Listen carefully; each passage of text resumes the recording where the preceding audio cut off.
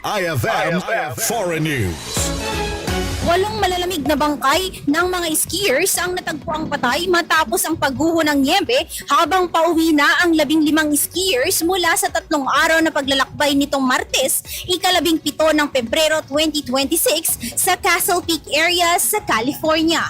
Ayon kay Nevada County Sheriff Shannon Moon, halos 15 skiers ang napaulat na nawawala noong Martes matapos bumagsak ang isang bloke ng niyebe pababa sa Castle Peak area bandang alas 11 ng umaga. Kabilang sa mga nasawi ang 3 tour guide na mula sa Blackbird Mountain Guides. Samantala, 6 na skiers naman ang nailigtas sa kabila ng mapanganib na kondisyon ng panahon, kabilang ang malakas na pag-ulan ng niyebe na umabot sa mahigit 2 pulgada bawat oras. Ayon sa mga nakaligtas, magkakasama ang mga grupo nang biglang may sumigaw ng avalanche bago sila tuluyang natabunan ng rumaragas ang niyebe. Samantala, upang makahingi ng tulong ay kaagad na gumamit ng satellite SOS message at emergency beacons ang mga nakaligtas. 3 sa mga bangkay ang natagpuan ng mga survivor bago dumating ang mga rescuer. Patuloy naman ang isinasagawang operasyon ng mga search and rescue team, ngunit nahaharap sa matinding hamon dulot ng masamang panahon. Dagdag pa rito, naabisuhan na rin ang mga pamilya ng mga biktima habang inihahanda ang pagsasagawa ng autopsy upang matukoy ang sanhi ng pagkamatay. Para sa IFM Foreign News, ako si